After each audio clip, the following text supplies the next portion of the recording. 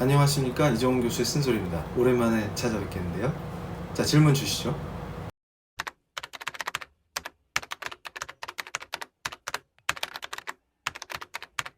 상황별 대응 전략을 제가 내놓겠다 이렇게 얘기를 했는데 오늘 좀 자세히 풀어드릴게요. 그런데 헌법소원 전략은 사실은 뒤에 나올 전략인데 왜 먼저 앞에 꺼냈냐, 거기엔 중요한 포인트가 있습니다. 왜냐하면 지금 의석을 많이 좌파들이 차지하고 있기 때문에 압도적인 의석을 가지고 독재주의예요. 그러니까 민주주의는 다수가 횡포를 부리는 게 민주가 아니에요. 다수의 독재로 민주주의를 훼손하고 지금 법리상 이론상 굉장한 위헌 소지가 있음에도 그걸 숫자로 밀어붙일 걸 대비해서 미리 국민들께 헌법소원을 준비하고 있다라는 것은 뭘 밝히는 겁니까? 이 법안 자체가 장혜영 대표 발의, 정의당안이라고 쉽게 부릅시다. 정의당안이 지금 발의가 되어 있는데 이 법이 상당히 위헌적이라는 것을, 그 내용을 조목조목 우리 크리스찬과 또 선량한 시민들, 우리 민주 시민들께 알리기 위해서 이 카드를 던진 거예요. 그러면 헌법소원을 준비할 정도로 심각한 위헌성을 갖고 있네? 이렇게 관심을 모을 수가 있죠. 그 과정에서 왜 위헌인지를 설명하는 과정에서 우리 국민들께서 이 법은 정말 심각한 위헌이고 악법인데 위헌인 법을 다수당이 의석수를 앞세워서 거의 독재적으로 통과시키려고 하는구나, 이것을 강력하게 어필할 수 있는 기회입니다. 그러니까 이것은 타협하자가 아니라 오히려 잘 싸워서 이 법안이 통과되는 걸 막을 수 있는 아주 기가 막힌 전략인 거죠. 자, 이제 우리 집 고양이가 찬조 출연을 했는데요. 내려가 주세요, 우리 민키. 자, 얘도 지금 출연을 원하고 있는데, 근데 어쨌든 지금 이렇게 설명하니까 이해가 잘 되시죠? 헌법소원 전략을, 그러니까 철저하게 법리를 분석하고 준비하고 있다가 통과될 경우에 헌법소원을 내겠다, 그렇게 해서 이 법을 무효화시키겠다라고 하는 것을 던지는 건 통과된 거를 전제하고 미리 타협하자라고 하는 게 아니고, 그게 사실 유언비어죠. 그렇게 싸워야 스마트하게 싸울 수가 있습니다. 그래서 그걸 전제로 왜 위헌인지를 설명함으로써 국민들의 지지와 동의를 구하는 것이죠. 그래서 우리 대한민국의 자유민주주의가 발전하고 법치주의가 유지되려면 이렇게 다수당이 횡포를 부려서 위헌성이 짙고, 위헌이라는 얘기는 악법이라는 얘기죠. 악법을 다수의 힘의 논리로 관철시키는 것을 막아야 되겠구나, 그게 바로 자유민주주의구나, 그게 바로 법치를 실현하는구나 라고 하는 측면에서 강력한 지지 세력을 결집할 수가 있어요. 그렇게 되면 오히려 법안을 낸 범여권, 정의당인, 앞으로 이제 민주당안도 곧 등장할 거로 제가 예상하고 있는데, 그럴 때 이 사람들이 겁을 먹게 됩니다. 왜냐하면 위헌인데 밀어붙여? 이렇게 프레임이 가능해지죠. 그러니까 고도의 전략이다, 이렇게 이해해 주시면 되겠습니다. 순교할 각오로 싸운다 라고 하는 것은 법을 막겠다는 거죠. 그런데 여러분 생각해 보세요. 다수당이 횡포를 부렸을 때 그걸 막아낼 수 있는 것은 뭐가 있죠? 그러니까 제가 여러분에게 오히려 반문합니다. 지금 우리 쪽에서, 우리 진영에서 주로 반대 투쟁을 할 때 하는 것이 뭐예요? 1인 시위, 아니면 여럿이 와서 하는 시위, 서명 받기, 그 다음엔 뭘 할 거죠? 제가 궁금해서 여쭤보는 거예요. 그러니까 가끔 저 사람들이 명분 쌓기 위해서 우리 쪽 인사들과 국가인권위원장이 대화를 한다든가 그런 거 할 수 있습니다. 그리고 아마 민주당안이 나오면 또 민주당 측에서 대화를 시도할 수도 있어요. 그래서 그때 당신들이 무리해서 이것을 통과시킬 경우에 우리가 헌법소원도 준비하고 있다, 이런 것이 압박카드가 되지, 그게 왜 타협입니까? 지금 우리한테 중요한 거는 지금 내가 하고 있는 사역이 사람들의 호응을 받는 거, 이게 중요한 게 아니라 이기는 게 중요합니다. 그러니까 여러분 그냥 쉽게 상식적으로 생각하시면 돼요. 예를 들어서 민주당이 만나자고 했습니다. 가서 얘기할 때 뭐 얘기하실래요? 서명 많이 받았습니다. 좋죠. 그 다음에 뭐 할 건데요? 시위? 시위했어요. 그런데 이 사람들이 강행 처리하면 어떻게 막을 거죠? 국회 안에 난입할 겁니까? 아니면 무장하고 들어가서 총으로 쏠 거예요? 그런 거 할 수 없지 않습니까? 그러면 최후의 수단이 뭐예요? 헌법소원이죠. 그러면 그거를 지금부터 준비를 해놔야 헌법소원도 할 수 있고 제대로, 그때도 우왕좌왕해서 어설프게 했다가 법정에서 지면 큰일 나겠죠. 근데 그때 헌법소원에서 지면 어떡하냐, 그거 걱정하는 분들이 또 있어요. 그러면 지금 국회 통과를 막자, 그럼 통과되면 어쩔 건데? 대안도 없죠. 그러니까 제가 하는 얘기가 뭐냐면 미리 준비를 하는 과정에서 헌법소원 가능성을 던지면 이 사람들이 법안을 만들 때 굉장히 압박을 받게 되죠. 그러니까 제일 좋은 거는 완전히 이 법을 폐기시키는, 그러니까 법안인 상태에서 폐기되고 더 이상 추진 안 하겠다, 이렇게 우리가 완전히 다운시키는 게 최고죠. 근데 그걸 하기 위한 전략 중에 하나다, 이렇게 이해를 하시면 됩니다. 그런데 제가 생각할 때 그 질문이 굉장히 어폐가 있어요. 왜 그러냐면, 여러분 한번 생각해 보세요. 그러면 소송을 한다는 거 타협 아니냐? 아니, 소송 준비하는 게 왜 타협입니까? 끝까지 싸우자는 얘기지. 그러니까 이들이 다수의 횡포로 독재적 관점에서 밀어붙여도 우리는 물러서지 않겠다라는 거를 보여주는 건데, 그게 왜 타협이죠? 그리고 소송 준비 미리 안 하면 어떻게 이깁니까? 그때 대비해야죠.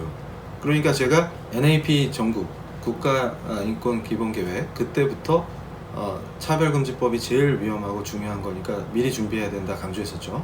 그러니까 지금도 우리가 헌법소원도 미리 준비해 놓고 그걸 준비하고 있다는 것 자체가 법 여건엔 압박이 됩니다. 그리고 그거 자체가 국민들께 왜 이 법안이 위헌인지를 정확하게 알릴 수 있는 계기가 되고, 그렇게 해서 여론이 이게 위헌이구나 라는 쪽으로 만들어질 수 있다. 그래서 이건 이정훈 교수의 고도의 전략이다, 이렇게 이해해 주시면 되겠습니다.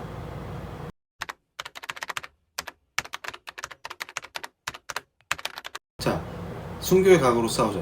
제가 순교의 각오를 안 한 적이 있습니까? 그리고 여러분에게 그것을 외치면서 전국을 순회한 사람 아닙니까? 순교를 각오하더라도 전쟁을 할 때는 이기려고 싸워야 합니다. 그러니까 무조건 순교의 각오를 했으니까 적한테 죽으러 나가자, 이게 아니라 어떻게 하면 이기는 전쟁을 할 것이냐, 그리고 하나님께서 이끄시는 대로 또 주시는 전략을 가지고 우리가 현명하게 싸워야 되죠. 예를 들어서 배수진을 쳤다. 그러면 잘못하면 군대가 전멸할 수 있지 않습니까? 그러면 만약에 배수진을 쳤음에도 뚫리면 어떻게 할 겁니까? 그 대안까지도 갖고 있는 것이 명장이죠. 그리고 과거 임진왜란처럼 신립장군이 의욕은 충만했어요. 그리고 정말 결사항전한 거죠. 그랬는데 전 병력을 배수진 쳐서 전멸하니까 한양이 오히려 빨리 뺏기지 않습니까? 왜군들한테. 그것처럼 우리가 전쟁을 할 때는 현명하게 스마트하게 하는 게 중요하지, 혈기와 그 각오만 가지고는 되는 게 아닙니다. 그러니까 제가 던지는, 이정훈 교수가 던지는 전략은 이기기 위한 전략, 잘 싸우는 전략, 그래서 적을 제압할 수 있는 전략이라는 것을 기억해 주십시오.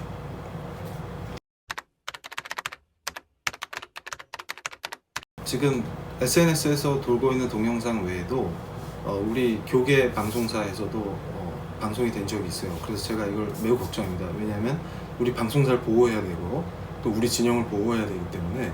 그래서 어떤 분들은 제가 이게 가짜뉴스로 몰릴 위험이 있다, 이런 얘기하면 내부 분열을 조장하는 거 아니냐, 왜 이 교수가 이렇게 갑자기 비판의 목소리를 내느냐, 이런 분들이 계신데 그 분열 아닙니다. 왜 그러냐면 좌파가 프레임 쳐서 들어오면 방어를 할 수가 없어요. 근데 우리 내부에서 저 같은 전문가가 필터링을 하고 있는 걸 보여주면 저들이 프레임 치는 게 약화됩니다.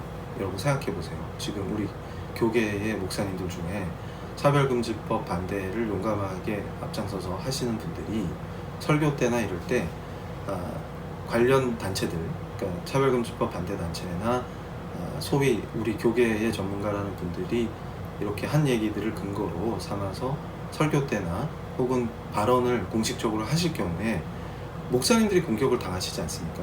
그러니까 이런 것들이 목사님들을 보호해야 돼요. 그리고 교회를 보호해야 되고, 그래서 가짜뉴스의 진원지로 교회가 공격당하고, 아니 우리가 코로나 방역을 얼마나 교회가 잘했는데 그런 거 말도 안 되게 통계도 제대로 근거도 없이 프레임 쳐가지고 교회가 마치 코로나 진원지처럼 공격해 들어오고 파켓 당하잖아요. 근데 이런 것들은 우리 쪽이 가짜뉴스로 몰리기 좋은 것들을 목사님들이 발언하도록 그런 잘못된 정보들을 퍼뜨리면, 그리고 목사님들이 스스로 전문가가 아니시기 때문에 이런 걸 분석하거나 팩트 체크할 수가 없지 않습니까? 그러면 내부적으로 이게 필터링이 잘 돼서 나와야지, 잘못하면 목사님들까지 위험해집니다. 그리고 목사님과 교회가 공격당하면 우리 이 차별금지법 반대 운동이 굉장히 위기에 봉착하게 돼요. 그러면 너도 나도 그러면 내가 이 반대 단체에서 내놓은 자료 가지고 얘기했더니 가짜뉴스로 몰려서 위협당한다, 이러면 누가 얘기하겠어요? 그러면 우리 쪽에서 아예 반대 운동 자체를 접어야 되는 위험에 빠집니다. 그래서 제가 욕먹을 거 각오하고, 이건 제 입장에서 희생이죠. 지금 이런 말씀들을 드렸던 겁니다. 그러니까 여러분들도 이제는 팩트에 근거해서 제대로 포인트를 잡아서 제대로 반대해야지, 안 그러면 오히려 우리가 당한다, 이렇게 말씀드리겠습니다.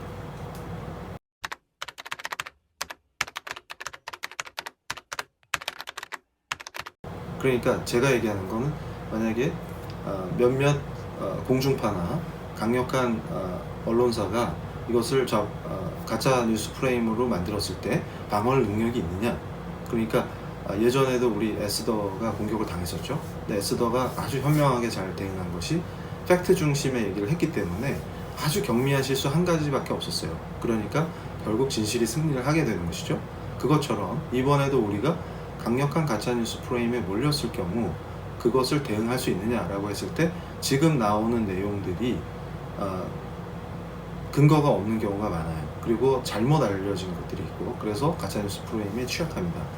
특히 조금 전 질문, 형사처벌을 할 수 있느냐? 예, 형사처벌 조항이 있습니다. 여러분 저랑 같이 보시겠어요? 자, 여기 정의당 안에 보면은 55조 불이익 조치의 금지, 이렇게 해서 55조가 정해져 있는데, 이게 사실은 인권위 시안에도 이게 있어요. 비슷한 맥락으로. 그러니까 이게 보복 조치에 대한 형사처벌이에요. 쉽게 말씀드리면, 예를 들어서 해외 사례 막 던지고 난무할 게 아니고 한국에서 실제 있었던 사례를 갖고 설명하는 게 훨씬 쉽죠.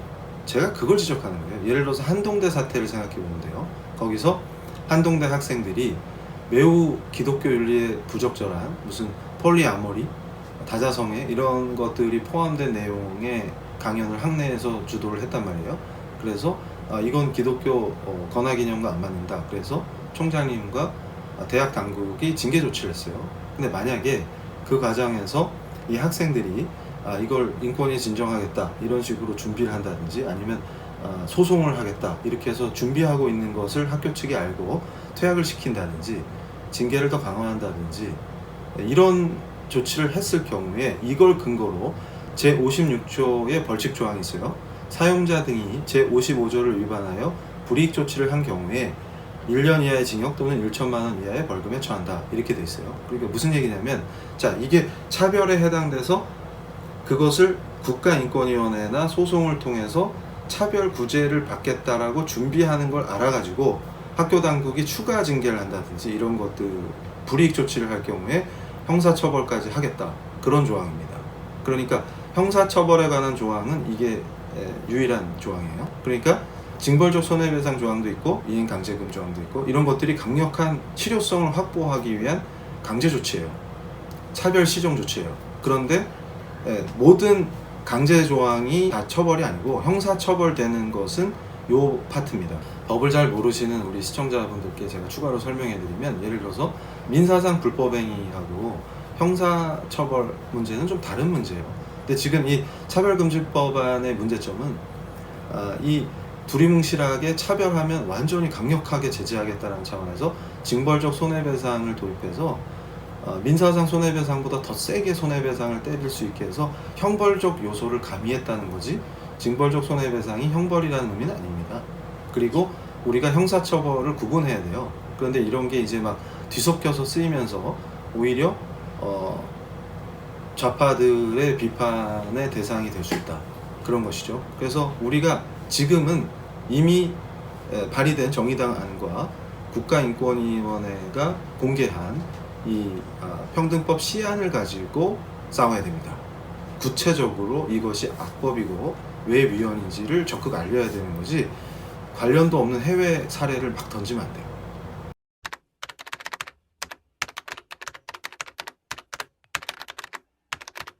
이게 그 우리 교계 방송에서 그 목사님이 이 법이 통과되면 저한테 2명의 남성이 찾아와서 주례 부탁하면 그거 거절하면 처벌되나요? 이렇게 물었더니 됩니다, 이렇게 해버렸어요. 근데 간단하게 말씀드리면 정의안 안으로는 처벌이 안 됩니다. 그러니까 주례를 거부했다는 사유만으로, 그것만으로 목사님을 처벌할 수 있다, 그렇지 않습니다. 그런 조항이 없어요. 근데 자꾸 이제 어떤 괴담이 또 도냐면, 근거 조항이 없어도 법관의 해석만으로 처벌할 수 있다, 이런 얘기들이 또 돌아요. 근데 그렇지 않습니다. 그러니까 법관이 물론 재량을 가지고 해석을 좀 확대시키거나 그 다음에 좀 약간 편향적인 해석을 할 수는 있을 수 있지만 아예 근거 조항 자체가 없는데 무리해서 할 수 있다, 이런 거는 상식적으로도 불가능하고 법리적으로도 불가능하고 그럴 수가 없죠. 그렇다면 입법을 왜 합니까? 그러니까 간단하게 이거 생각하시면 돼요. 자, 타인의 재물을 절취한 자, 이렇게 요건이 있죠. 그러면 다른 사람 재물을 절취해야 절도죄가 되는 겁니다. 근데 제가 지나가다가 어떤 사람에게 나는 당신의 재물이 탐나라는 말 했다는 걸로 너 탐난다고 얘기했어? 그러면 절도 미수야, 이런 식으로 처벌할 수 있다, 법관이 해석만 하면 된다, 그런 건 있을 수가 없어요. 그러니까 무슨 얘기냐면 행위로 절취하려고 하다 잡혀야 중간에 못 훔치고 훔치는 중에 잡히면 미수죠. 예를 들어서 좀 더 확대할 수는 있겠어요. 예를 들면 전기가 공급되는데 옆집에서 몰래 그거 훔쳐 썼어요, 전기를. 그럼 전기는 재물이 아니야. 이럴 때 뭐 금부치나 현금만 재물이 아니고 전기도 재물로 볼 수 있다. 법관이 판단할 수 있겠죠? 적용할 수 있겠죠? 절도죄를. 그렇지만 아예 근거 조항이 없다, 요건이 없다, 근데 그걸 그냥 기분 나쁘거나 아니면 이걸 잡아야 되겠어 한다고 무조건 잡는다, 이게 가능할 것 같습니까? 그거는 말도 안 되는 얘기죠. 자, 목사님이 주례 거부하면 처벌된다. 거기서 굳이 해외 사례를 자꾸 던질 것이 아니고 정의당 안에 정확하게 몇 조 몇 항에 근거해서 처벌이 되느냐, 이렇게 밝혀줘야 되는 것이죠. 그런데 굳이 찾아보면 제3조 금지 대상 차별의 범위가 있어요. 그러니까 금지 대상으로 할 수 있는 차별이 어떤 거냐, 이렇게 지금 나열한 것인데요. 여기서 중요한 것이 제3조 1항에 여러분 이미 다 아실 거예요. 성별 장애, 나이, 언어, 여기 이제 성별 정체성, 학력, 고용 형태, 이런 게 막 들어가 있는데 가항, 나항이 있어요. 나항에 보면 재화, 용역, 시설 등의 공급이나 이용, 굳이 갖다 붙이자면 가장 유사한 게 지금 3조 1항의 나항이죠.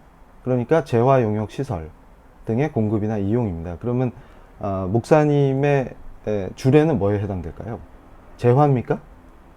용역입니까? 시설입니까? 그러면 사람이 하는 거니까 용역에 가깝다고 할 수 있겠죠. 근데 이거는 법을 몰라도 네이버 국어사전만 찾아봐도 용역은 물질적 재화의 형태를 취하지 아니하고 생산과 소비에 필요한 노무를 제공하는 일, 이렇게 돼 있습니다.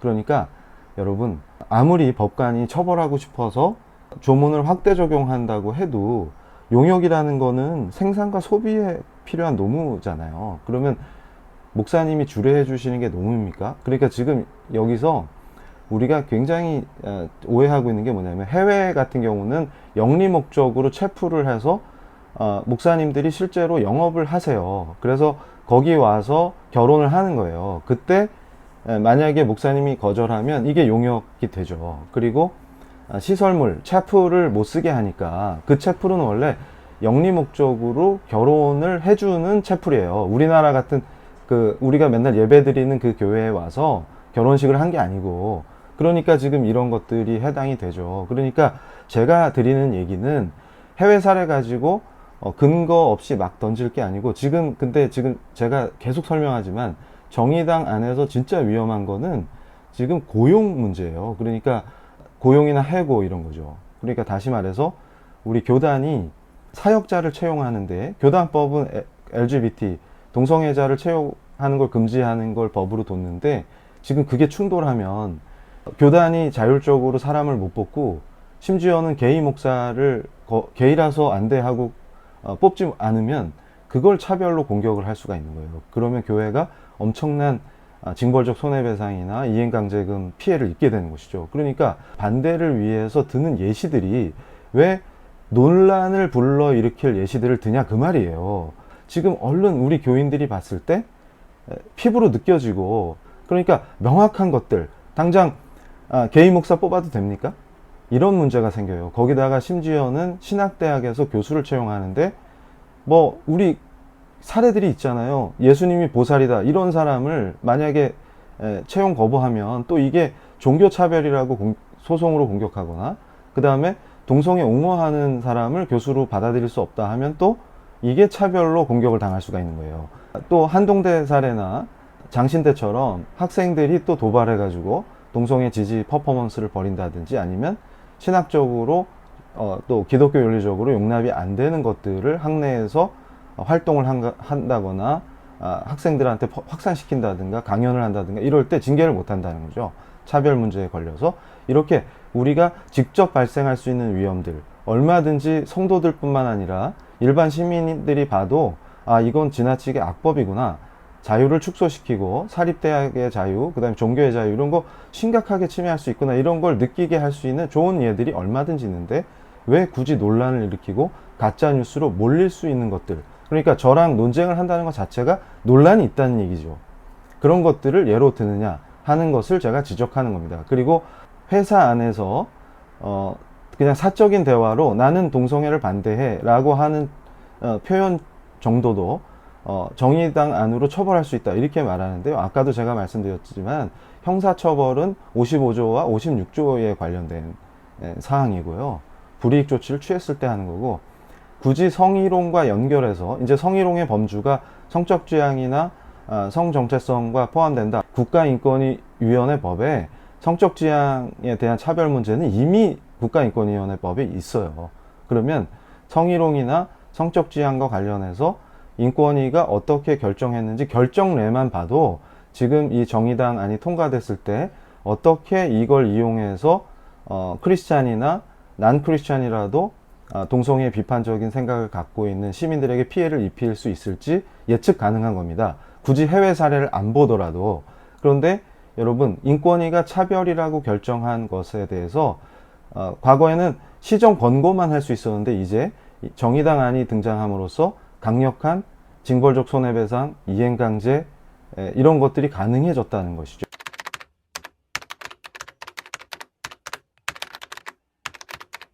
그렇죠. 그 지금 장혜영 의원이 인터뷰를 한 것 같은데 제가 검토를 해봤어요. 근데 지금 정의당 안, 장혜영 의원 안에는 그게 없어요. 혐오 표현이. 그래서 목사님 설교가 적용될 여지가 없어요. 그래서 정의당 안에 있는 내용들로는 설교나 전도를 제재하기 어렵고요. 저도 여러 강연에서 이 정의당 안이 발의되기 전에 이 차별금지법의 속성이 설교와 전도를 제재할 수 있다 이런 얘기를 했어요. 그게 사실이고요. 그런데 중요한 거는 혐오 표현 규제라는 것이 들어가 있어야 그게 가능합니다. 근데 지금 정의당 안엔 그게 없어요. 그러니까 정의당 안이 발의된 이후에는 정의당 안을 대상으로 비판하고 국민들을 설득할 때는 그걸 강조해서는 안 되겠죠.